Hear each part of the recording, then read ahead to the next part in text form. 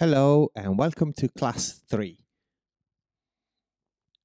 We continue our portrait of Mr. DJ Claudio Coccoluto. I remind you, is an Italian legendary DJ who's unfortunately passed away a few weeks ago. This is, as I said, class number 3. We took it to this level where the eyes are pretty much completed. Most of the volumes on the face are already in place. And on this initial part, I'll continue working on the nostrils. It's quite a fiddly thing. It's very important, obviously, like for everything else, to constantly look at your reference images. You can see I have my printouts right next to me that I can always look at.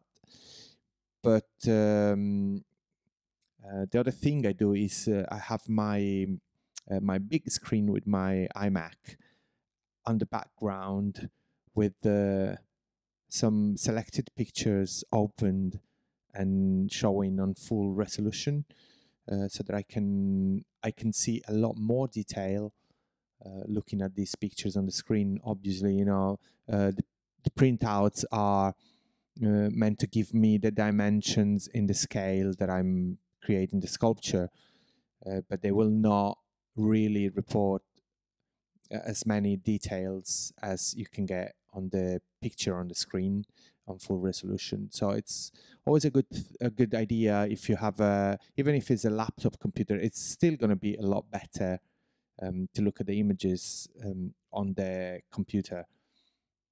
You're not going to use those obviously for taking measurements, but it's always a good reference. You know, it's much better to look at them on the screen. Now I'm fixing the upper lip volume. As I build the nose, I get a clearer idea of what the volumes around the nose mouth area need to be like, so I can add or take out some clay accordingly.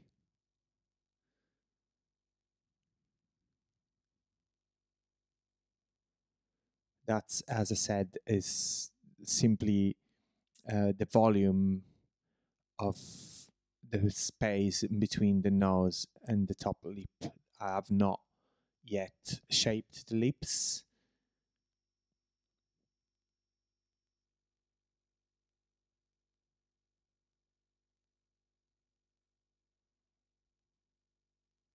And once I feel that the volume gets to the place where I need it and want it to be, that's when I then start working on the lips. So you can see I'm taking the measurements of the width of the lips, basically the how wide the mouth opens, or how wide the mouth is from corner to corner.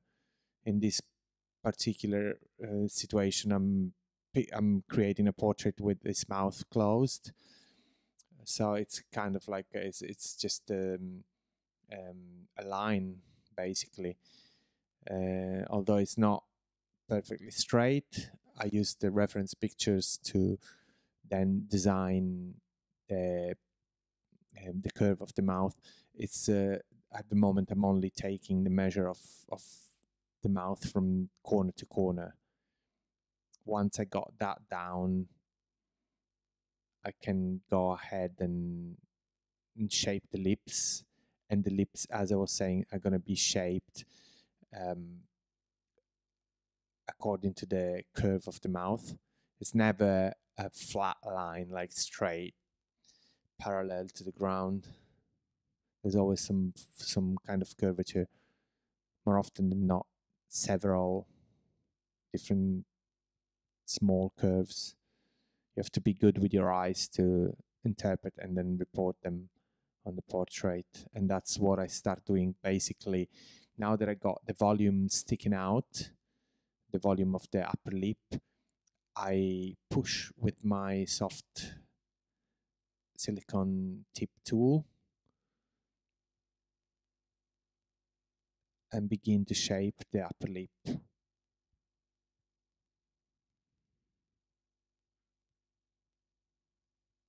And I, of course, do that paying attention to everything else.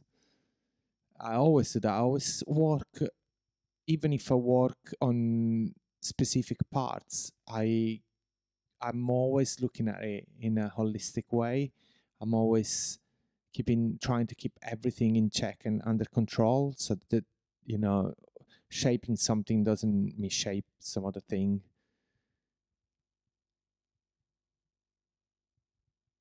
It's something you get used to. I mean, the more you do it, the more you kind of make it second nature.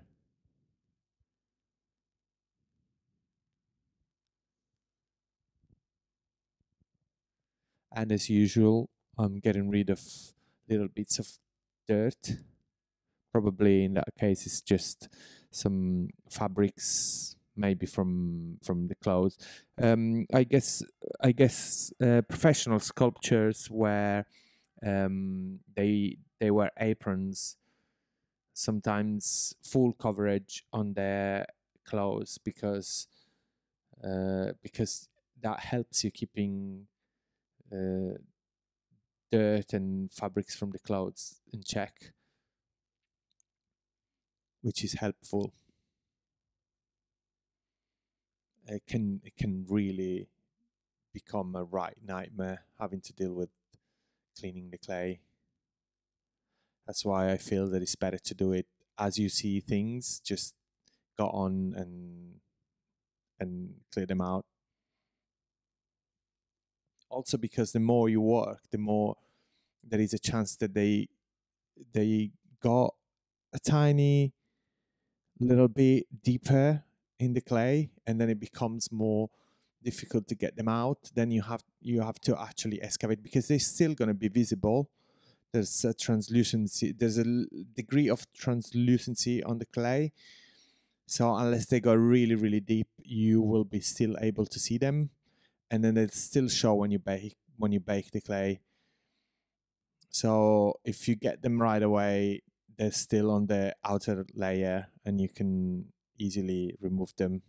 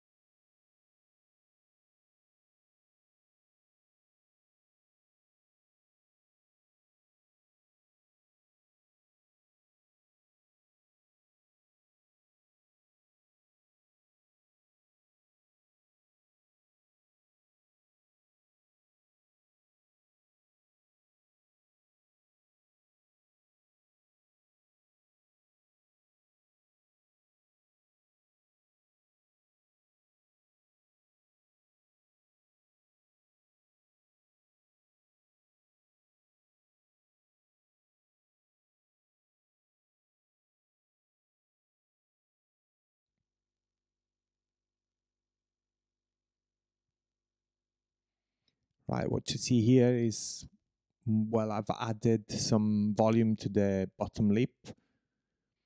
Once the upper lip got shaped, I realized that I needed some more volume at the bottom also.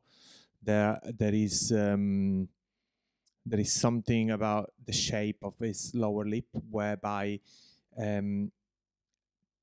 just under the lip there is some sort of double volume.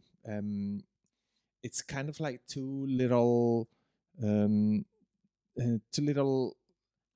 half moons, which meet at the middle, where a sort of like a little indentation is created, where these two half moons meet. So I had to add some clay underneath to create this sort of shape, which is not extremely common, but it's you'll find it. The more you do portraits, the more you'll find that some people have this. Basically, it's like it's a volume before the volume of the chin. So basically, this volume terminates, and then the volume of the chin starts coming out. and it's right underneath the bottom lip.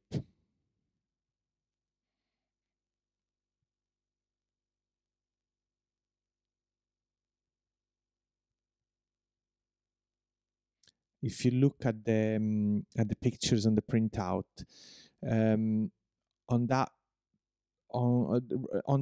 picture of the face right next to the head of the proportion model, if you look at that, it's at the right side of the screen at the moment, just above my hand handling the tool. You can see that shadow right under the center of his mouth, and that is the volume that I'm talking about. That's the point where the indentation is and where the two volumes create. If you watch more pictures, I mean, you can't really see them from here, but you know, that volume is visible in every single picture of him, which makes, you know, this very is consistent in every image. So that's what I'm working at the moment. As you can see, I'm creating that space right under the lip, under the bottom lip.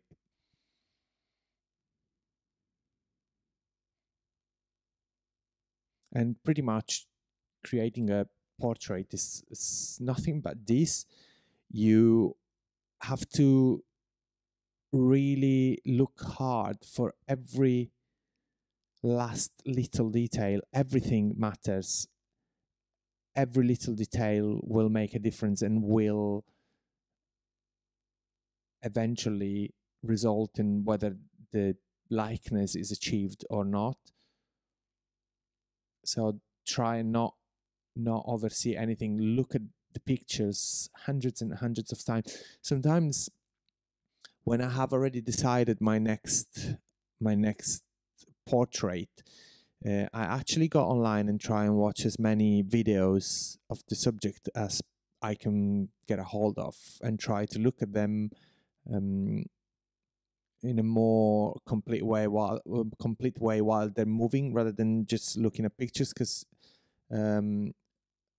when the camera goes around, you can actually see changes on the shades and shadows, and that gives you more of an idea of the overall volume. And the more images you get through in your brain, the more of a complete idea and picture of the face. It's what you form in your head.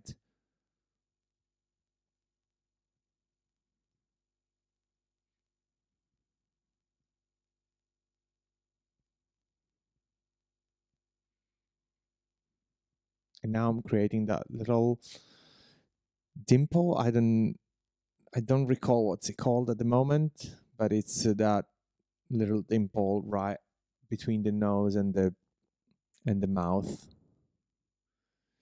which then gives them the shape to the upper lip.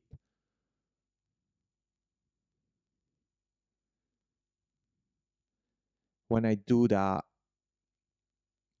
I push the clay down in that area all the way down to where the line of the top lip was formed, and then I reshape the top lip once again, this time being mindful of that little curvature from this dimple. And now that the lips are sort of already shaped up, I look at the picture and realize that on the lower part of right where the mouth corner is the shape of his cheeks changes slightly, and there is kind of like another bit of volume right at the side of the mouth. You can see it on the picture of him holding the record. If you look right next to the side of the mouth, you will see that the line that comes down from the nose changes direction and creates a slightly different volume, and that's what I'm creating at the moment.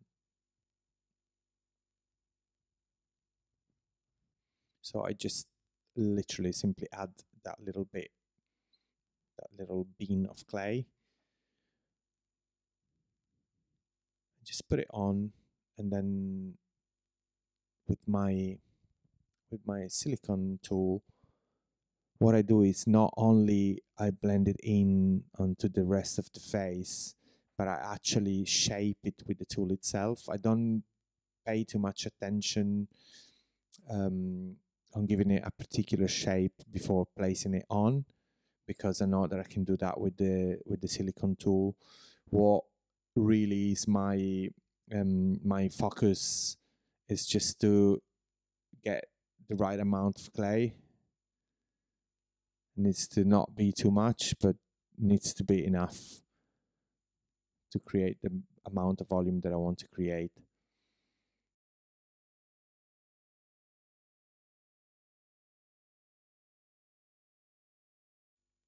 And then I do the same thing also on the other side, hence why I just speed this up. There's no point watching it all happen. It's just slowly shaping it and then replicating exactly the same on the other side.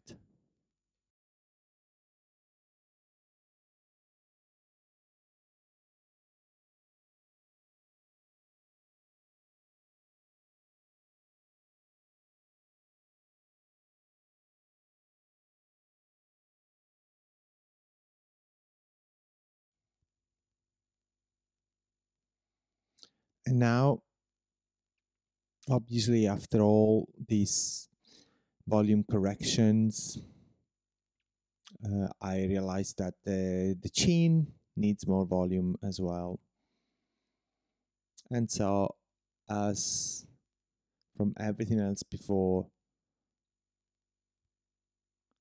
I add some volume to the chin and then slowly start to blend it in. Always looking at my reference pictures.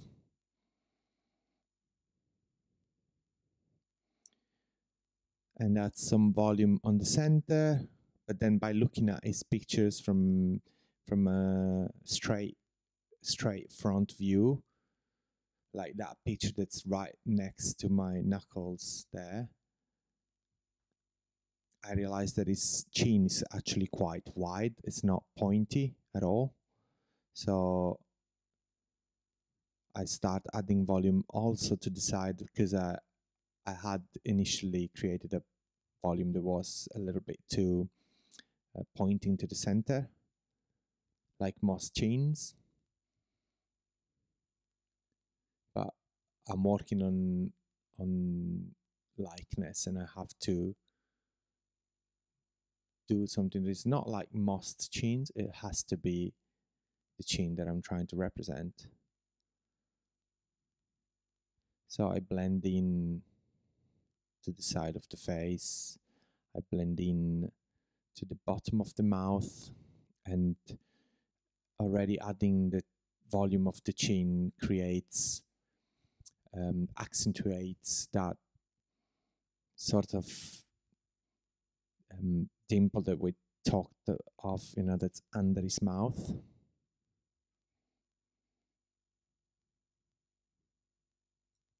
If you get all your volumes right, things just start clicking all together.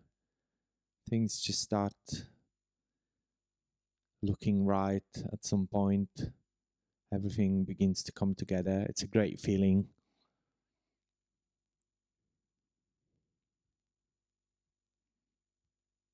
You look at that little tiny head you got in your hands, and you see similarity to the person you're trying to make a portrait of. And yeah, if you haven't done it ever before, believe me, it's such a rewarding feeling. It's exhilarating, and it really gives you a great rush, and then it makes you want to continue.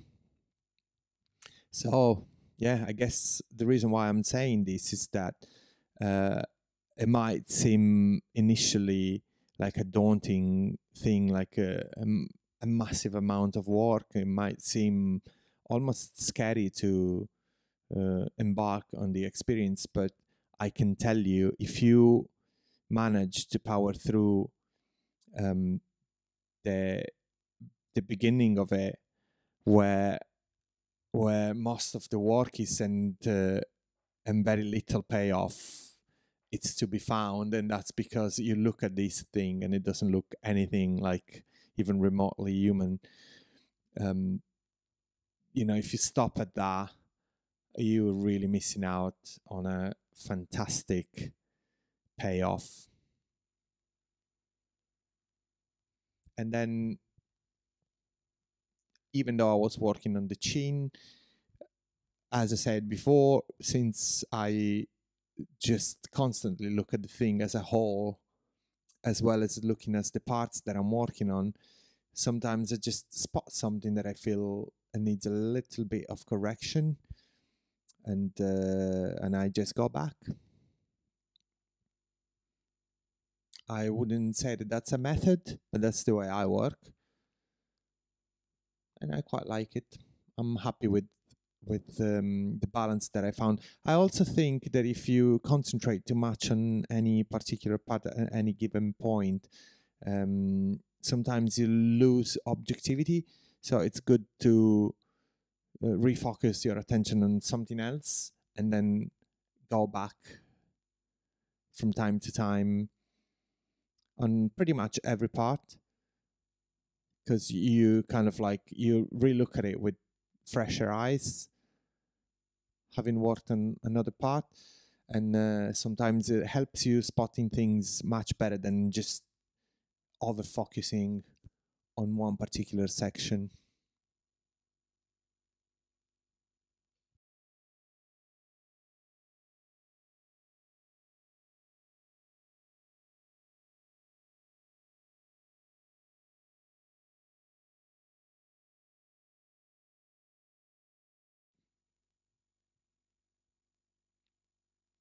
So clearly the shape of the nostrils just needed quite a bit of adjusting.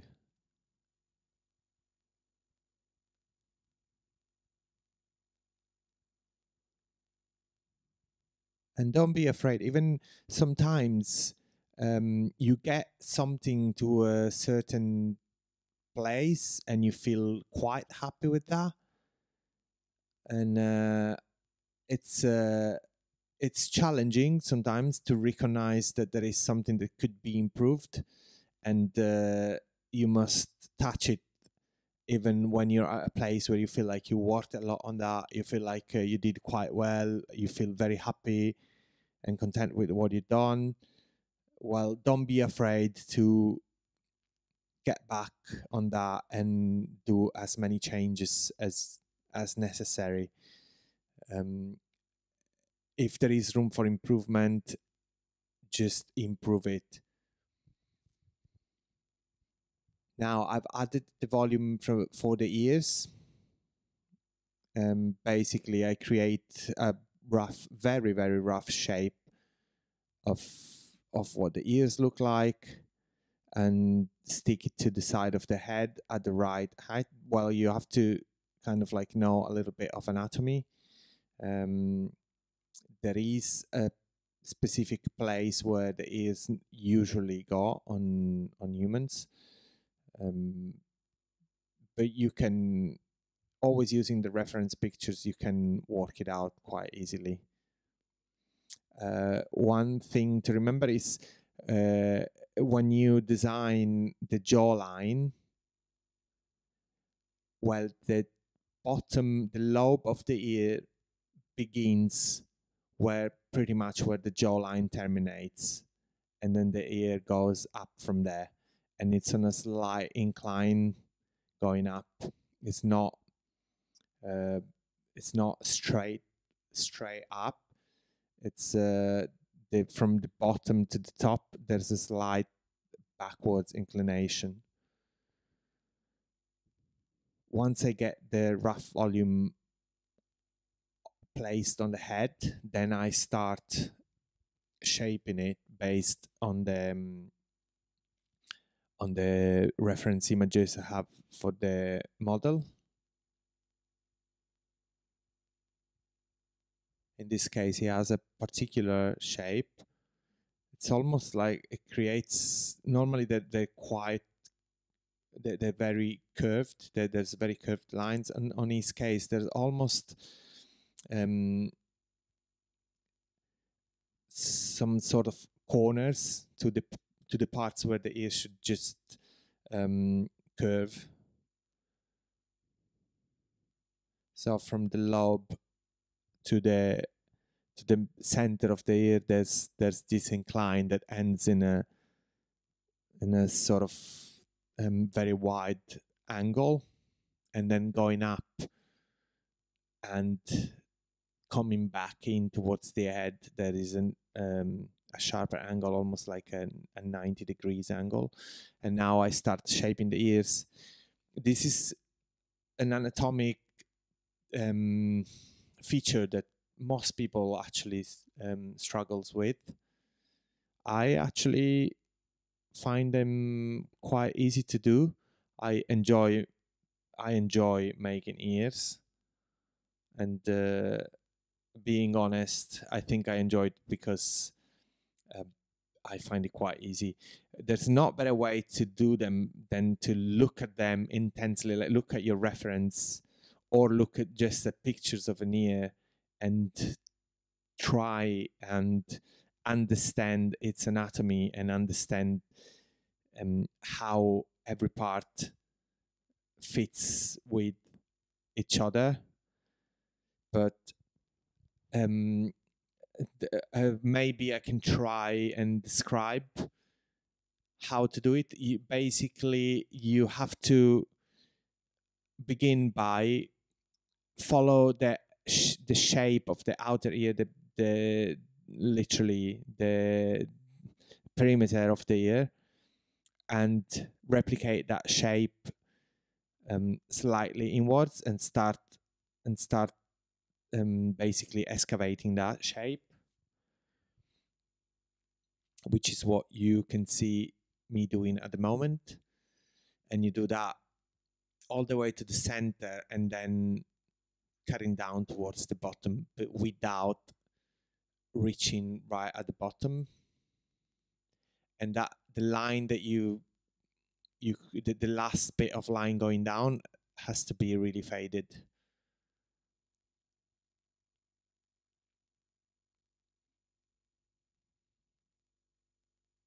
Then what I do is I start getting rid of clay to, in a sense, making sure that this perimeter that I've created, this inner perimeter I've created, becomes prominent. So I excavate everything around it, so as to create a separation and have this sort of perimeter stick out somehow.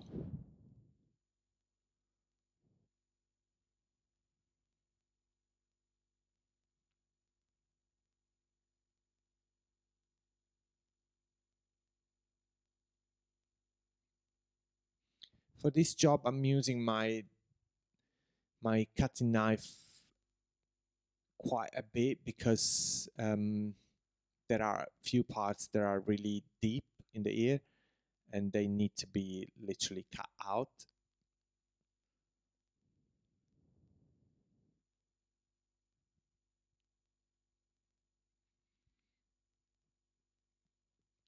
And in fact, in the part that where the eardrum is, where the hearing happens, you shouldn't be afraid to cut out and then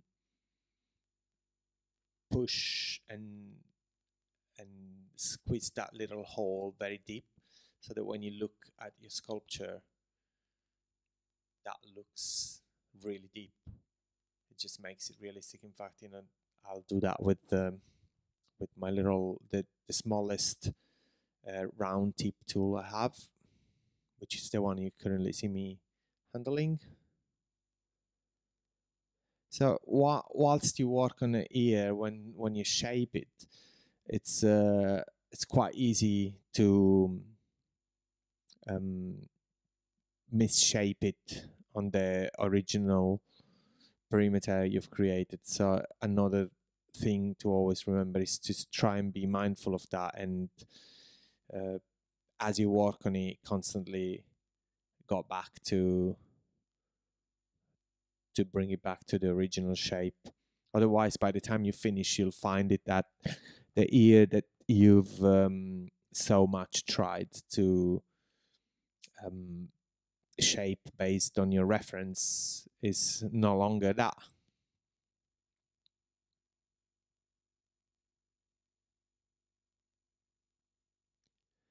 To be honest, the best advice I can give you in terms of creating ears is just make quite a few until you become confident and comfortable with making ears. If you want to create portraits, you need to be able to do perfect ears. So you should really invest quite a bit of time doing them by themselves. Just create ears until you feel confident. I'm thinking of creating a whole video just for ears, making a big one so that I can show you exactly how to make one. But in any case, even if someone shows you, it's kind of like you have to go through the experience. You have to make many until you feel, however many you need to feel confident, but you have to make many until you feel that you absolutely mastered the shape of ears.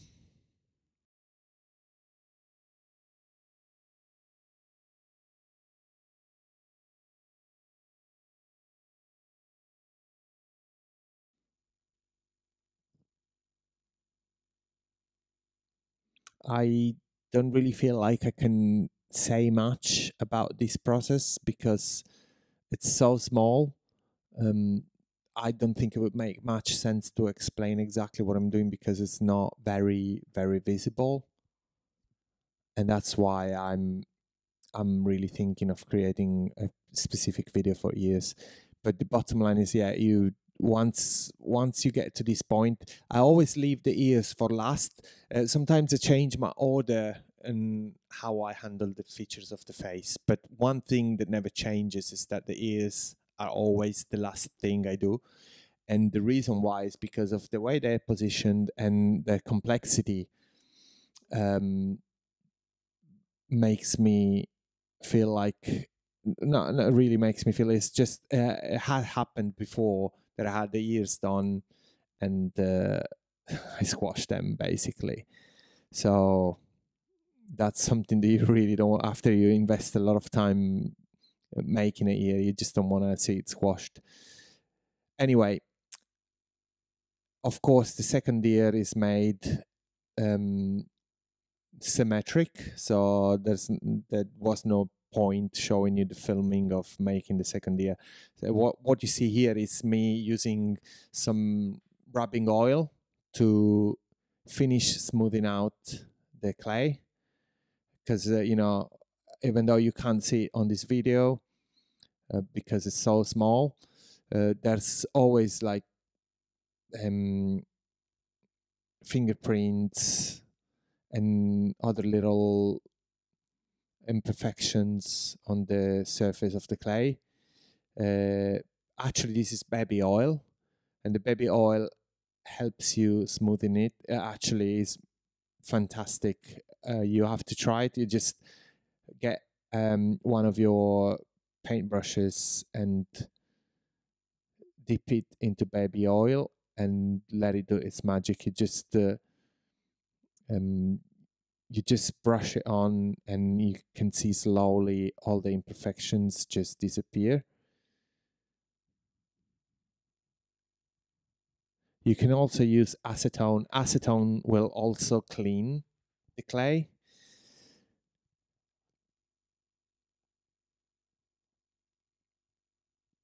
I actually sometimes use them both.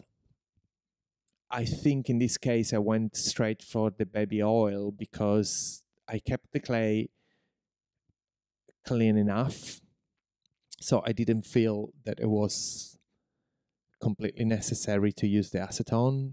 But you can do this process just as well with the acetone. It will very well eliminate all the imperfections and finish all the blending. And if you brush long enough on a section that's particularly dirty, it will eventually start cleaning away all the dirt that's gathered on the clay. And the good thing is acetone is very cheap and pretty much everyone has it in their home.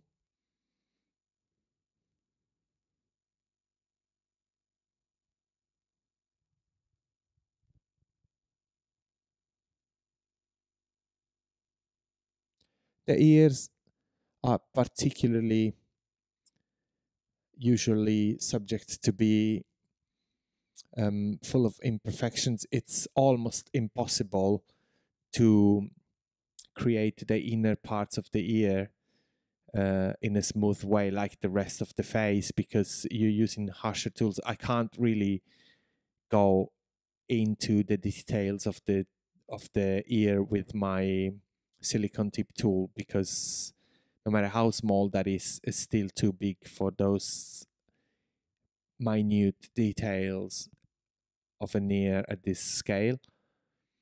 And in that sense, using the paintbrush and oil or acetone is just the perfect solution.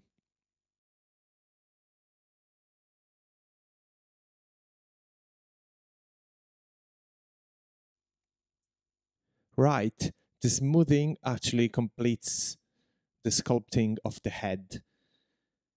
From the next class, we'll be moving on to the rest of the body, which in this case is going to be just the bust. There's not going to be legs on this particular sculpture. We will come back to the head for painting. I'm not sure if I'll have videos for that, but I'll see if I can. But yeah, on the next class, we're going to start working on the body.